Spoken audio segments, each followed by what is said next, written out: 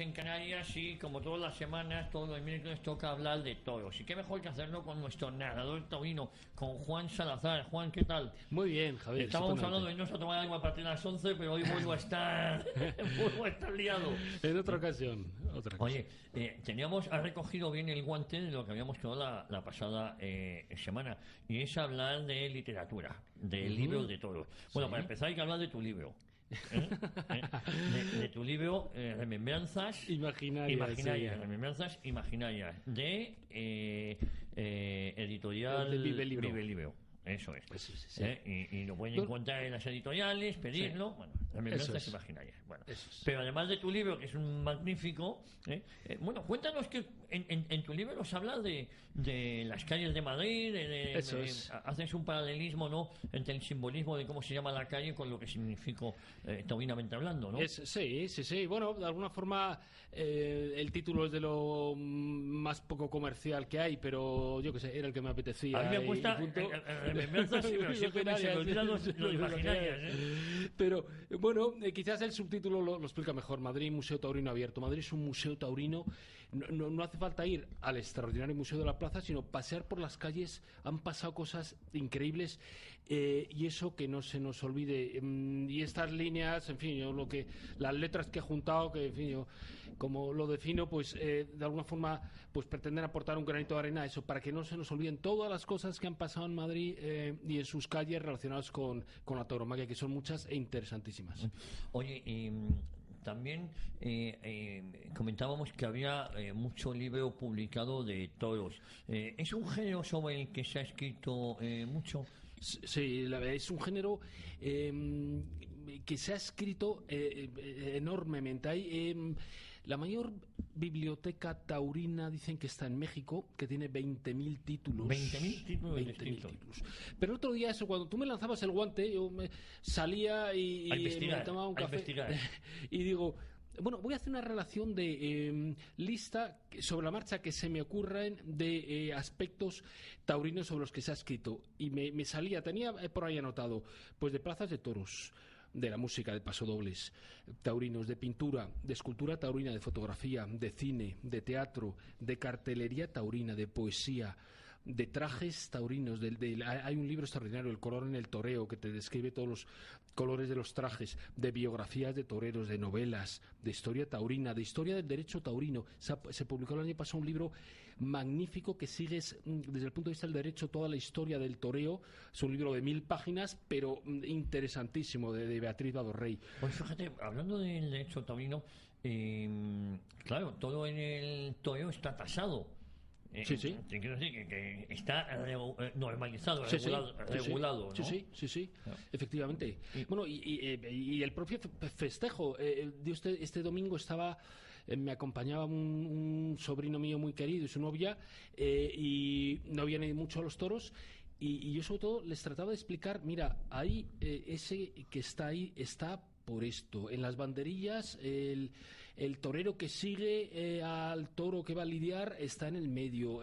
Luego tiene que haber el otro torero para hacer el quite con el tercer banderillero que es el tercero que está. O sea, por un lado, el propio festejo en sí está regulado, y todo lo que hay alrededor, pues desde el año, los primeros escritos relacionados que empiezan a regular el tema taurino es del año 1000, o sea, de comienzos de milenio, vamos, bueno, del año 1000, o sea, de hace 1000 años. 1000 años. Se empieza a regular y está todo absolutamente, se empieza a regular de comienzos, absolutamente todo, porque sobre todo al principio los toros se corrían en las calles, para llevarlos a las plazas, y hablo del año 1200, año 1300, y claro, se tuvo que empezar a regular cuándo se corrían, cuándo no se corrían.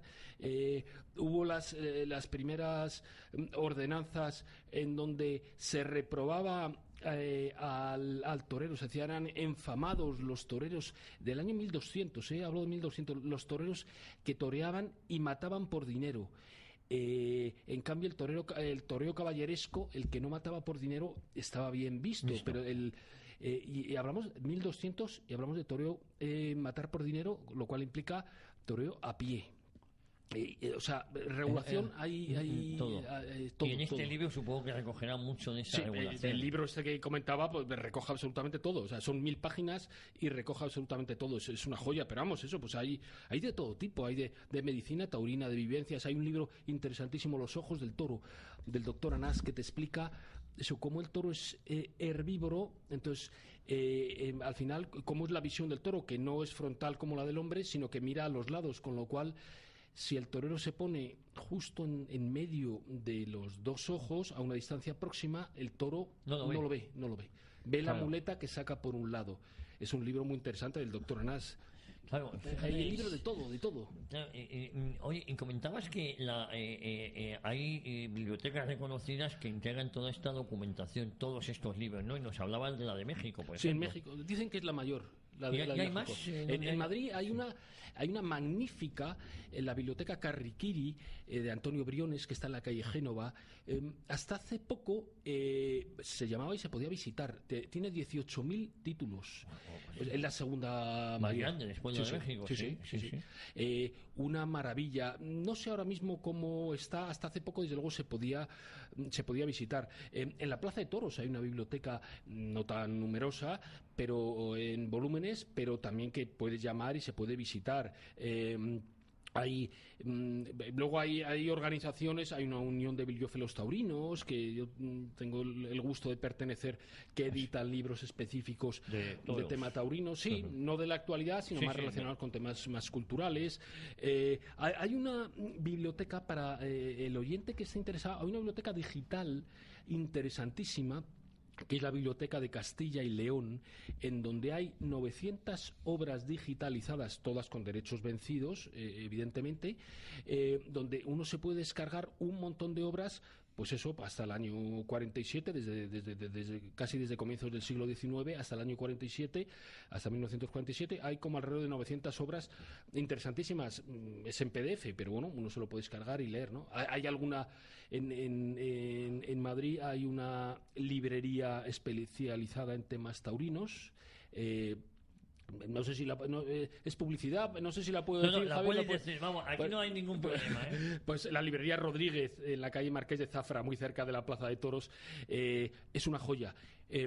Tengo un buen amigo, Juanjo, que dice: mira, yo me paso un par de veces al año, pero me dejo la mañana libre, y me paso toda la mañana rebuscando, viendo, en fin, ahí lo lleva María Victoria, ahora está su hijo, y es una joya de librería abierta al público, donde se pueden adquirir un montón de ejemplares, ¿no? Oye, fíjate que es interesante, pero a mí me gustaría, hemos hablado de los libros, pero ¿cuáles son los autores de literatura taurina que tú destacarías?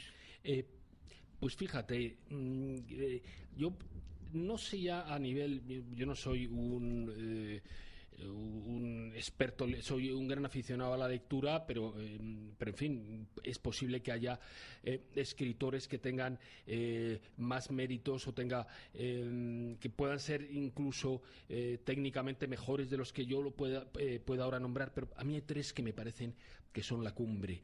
El primero, Luis Fernández Salcedo. Este hombre ha escrito libros como Los cuentos del viejo mayoral, Diano, 20 toros de Martínez. Él se definía como un ganadero sin ganadería. Él heredó la ganadería de Vicente Martínez, que era la favorita de Joselito, con la que Joselito empezó a hacer sus grandes faenas, o tuvo alguna tarde gloriosa, la de los 7 toros de Martínez. Él se definía como ganadero sin ganadería porque le pilló la guerra. Y estaba en Colmenar y la casa fue arrasada, en fin, pilló en zona republicana, fue arrasada, la ganadería fue arrasada, lo cuenta en sus libros, y cuando llegó pues encontró pues que no había reses. Escribe sus libros, la verdad es que son una joya. Un segundo autor taurino y sobre todo autor y cronista de la Villa de Madrid es Antonio Díaz Cañabate. Antonio Díaz Cañabate. Es una joya, además es que te ríes, era un tipo graciosísimo, de la noche madrileña, de aquella noche de tertulias madrileña, cualquiera de sus libros. Escribe un montón de libros, algunos específicos taurinos, La fábula de Domingo Ortega, o Historia de 3 temporadas, pero Historia de una tertulia, o Historia de una taberna, que era la taberna de Antonio Sánchez, la taberna taurina, pero cualquiera de sus libros es una maravilla. Y el tercer autor es un autor que afortunadamente con vida y que esperemos que viva muchos años, pues la verdad es que es una maravilla de hombre. Yo me aprecio de tener su amistad, vamos, de poder compartir con él buenos ratos, que es Fernando Claramunt. Fernando Claramunt. Sí, Fernando Claramunt, él es psiquiatra, ha sido muy aficionado práctico, ha escrito un montón de libros taurinos. Sobre todo él escribe ya a partir sobre la tauromaquia a partir de los años 50. Fue hijo de el doctor de la plaza de Alicante y cuenta un montón de anécdotas. A mí me ha contado alguna que lo cuenta en los libros. Yo le preguntaba su torero, él me hablaba de Manolete, y me contaba que él una vez en el callejón, estando Manolete toreando en Alicante, pues le pidió permiso para hacerle una foto a Manolete, y que Manolete con la cabeza le hizo un gesto que sí, o sea, no le dirigió la palabra. En ese momento él estaba concentrado, Manolete estaba concentrado, iba a salir a torear, pero con la cabeza le hizo el gesto que sí, y me contaba: yo estaba tan nervioso que esa foto salió movida. Es la única de todos los toreros que me salió movida. Él le tenía mucho cariño. Recuerdo que una vez, cuando me iba a acercar a Córdoba, era el cementerio donde está enterrado, sí. Yo creo que te lo he comentado, Guerrita, Machaquito, Manolete. Él me dijo: pues visite usted la tumba de Guerrita, visite la de Machaquito. Eran los 4 califas, ¿no? Efectivamente, sí. Lo que llamaban 4 califas del Toyo. Efectivamente. Sí. Y me decía, y récele usted un Padre Nuestro a Manolete en su tumba. Es decir, que luego la novela taurina es muy entretenida también. La novela taurina es muy entretenida, efectivamente, pero fíjate, Javier, habiendo novelas taurinas muy entretenidas, esto es como mis hijos hace unos años, cuando eran más pequeños, que viendo las películas me decían: pero padre, ¿eso está basado en hechos reales? Pues parecía que era cuando le decía sí, está basado en hechos reales, era como que les molaba mucho más. Pues en esto pasa lo mismo. Hay novelas taurinas y muy entretenidas, pero es que hay unas biografías. Eso es lo que te iba a preguntar. Biografías taurinas, ¿y cuáles son las imprescindibles para leer? Pues fíjate, yo diferenciaría. Bueno, ¿y qué novelas, también? Sí. Pues mira, empezaría por las biografías.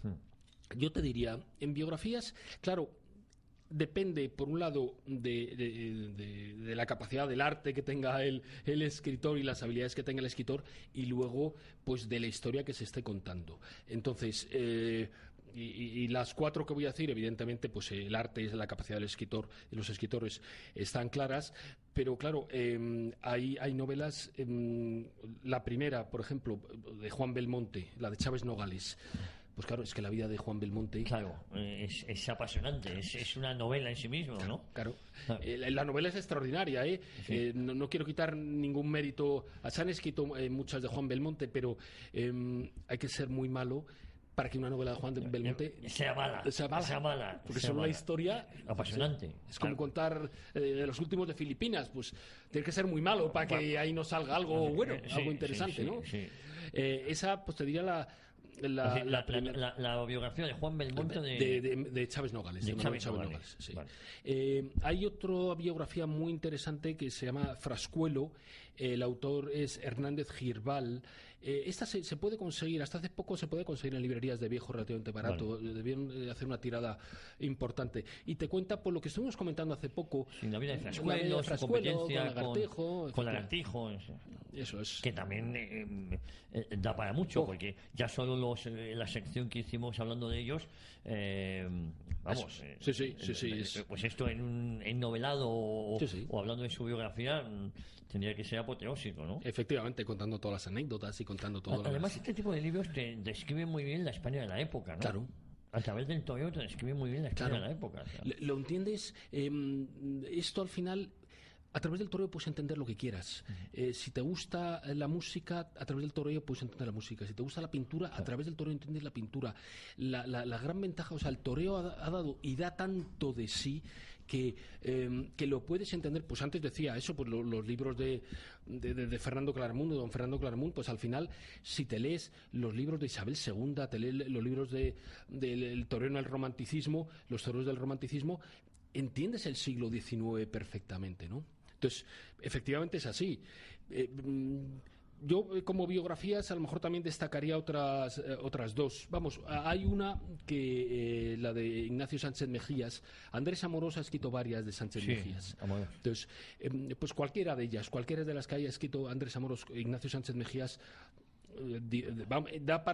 tendríamos que hacer algún programita, porque Sánchez Mejías es un personaje. Claro, sobre Mejías también hay una obra de García Lorca que se basa en Sánchez Mejías. Claro, sí. Al final fue a la muerte de Sánchez Mejías, García Lorca, efectivamente, en fin, eran las 5 de la tarde, bueno, pues se dice que con la de Jorge Manrique a su padre, las coplas de Jorge Manrique a su padre, pues son las dos elegías cumbre. En español, vamos, escritas en español. Una maravilla, sí. Sánchez Mejías tuvo mucha relación pues con todo ese grupo, ¿no? Lo comentamos alguna vez, además, curiosamente, con ese grupo que se podría calificar entonces pues más de progresía, pero que era muy taurino. Con Alberti, con García Lorca, con Miguel Hernández. Tuvo relación con ese grupo, ¿no? Y la última, ya por terminar, hay una muy interesante de Luis Mazzantini, que El Señorito Loco se llama, Luis Mazzantini, El Señorito Loco, que lo escribía Luis Miguel Sánchez Vigil y Manuel Durán, dos fotógrafos extraordinarios, y que escribieron una biografía fantástica. Oye, y libros o ensayos, ¿cuáles son aquellos que permiten aprender en el toreo a un neófito? A una persona que no sabe, ¿qué libros o ensayos te permitirían conocer el mundo del toreo? Fenómeno. Pues sí, hay uno que es el que se comenta siempre, que es Cómo ver una corrida de toros, de José Antonio del Moral. Es quizás el básico. Cómo ver una corrida de toros, fundamental para que el que se quiera introducir en este mundo y no va con nadie que le explique. Eso es muy así. A mí me encanta cuando alguien va con un amigo que le va explicando. A mí me ha tocado muchas veces ese papel y yo a su vez aprendo de otro que le escucho. Claro. Sí, eso es una. Pero vamos, si no hay esa posibilidad, leer este libro te ayuda. Este libro ayuda mucho, efectivamente. Sí, lo que comentas tú tienes toda la razón. El otro día me decía un amigo, no, pues se ve gente joven, pero gente joven que va en grupo, que no va con nadie mayor. Entonces, ¿de dónde aprenderán esos jóvenes? ¿No? Claro, pues, sí. Pero sí, pues eso es un libro. Y luego hay otros libros que ya, para el que está un poco más iniciado, pero le permite entender la tauromaquia, como la trilogía de Domingo Delgado de la Cámara, de Alianza Editorial. Hay 3 libros de Domingo Delgado de la Cámara que son una maravilla: La revisión del toreo, Del paseo al arrastre y Avatares históricos del toro de Lidia, que son una maravilla. Y luego pues hay por ahí algunos libros de Guillermo Sureda, que era un mallorquín que escribía de maravilla. Hay un libro que es Tauromagia, yo lo recomendaría mucho. Y luego, pues, a mí uno que me gustó mucho en su momento, de Felipe Garrigues, escritor, ganadero, periodista, un libro, Abriendo el compás. A mí, aunque hay cosas que no... Aunque hay algunas cosas que quizás no comparta... Pero lo explica perfectamente. Y me parece que tiene todo el mérito. Es decir, bueno, yo no lo compartiré, pero cree esto y lo explica y lo cuenta, ¿no? Oye, ¿destacarías alguna joya literaria no muy conocida? Sí, hay... pues hay un montón. A veces surgen por sorpresa, como en su momento a mí me encantó las 13 ganaderos románticos de Luis Fernández Salcedo. Y hay un libro que no es muy conocido, que salió en Espasa Calpe, que yo lo recomiendo. Es sobre el toreo mexicano, pero interesantísimo. Se llama México 10 veces llanto. México 10 veces llanto. Hace la ucronía, es decir, lo que hubiera pasado si no hubieran fallecido 10 toreros. Vamos, de varios toreros mexicanos. El autor es Fernando Viñes, que es un caricaturista, y te cuenta historias te cuenta historias curiosísimas. Te cuenta la historia de Carmelo Pérez, un torero muy mal hablado, muy mal encarado, mexicano, que vino para aquí a España, que en el barco que le traía el vapor Alfonso XIII, cuando estaban sentados a la mesa con otros compañeros, otros toreros que venían a torear, contó y vio que eran 13 los que estaban alrededor de la mesa. Y dijo aquello de: uno de nosotros no vuelve para México. Y el que no volvió fue él. El que no volvió fue él. Que le dieron, sí, recibió una cornada y murió allí. Te cuenta historias, pues, en fin, apasionantes. Oye, es el libro... México 10 veces México llanto. 10 veces llanto. Muy recomendable. Pero fíjate, es trágico, ¿no? Sí, te cuenta las de los hermanos Freg. Todos los Freg fueron valientes, 4 hermanos, los 4 toreros. El mayor se dice que recibió más de 70 cornadas y fue a morir ahogado en un río, en el río Palizar, que se tiró de una barca para salvar unos niños. Y su hermano pequeño, uno de los menores, Miguel Freg, toreando aquí en Madrid con su hermano Alfredo, que estaba de banderillero, recibió una cornada, murió en la plaza. Eso era el año 1914.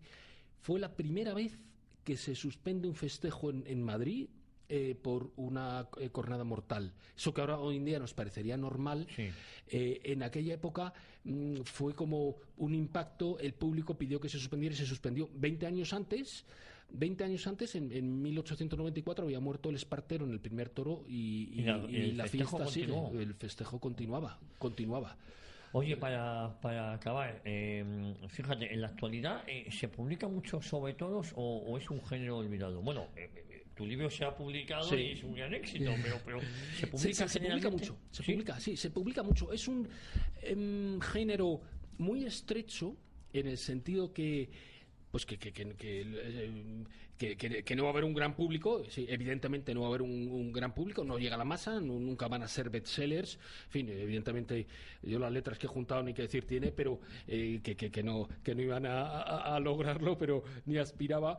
Pero en fin, autores consagrados y con pues nunca van a llegar porque no van a ser bestsellers, pero sí hay un público muy fiel y muy aficionado que lo va a comprar. Con lo cual siempre las tiradas, y se publican muchos libros al año, pues esa en la librería que comentaba antes, la librería Rodríguez, en la página web se siguen novedades y cada mes te aparecen 3-4 novedades taurinas tranquilamente. O sea, se publica mucho y el lector suele ser un lector muy fiel.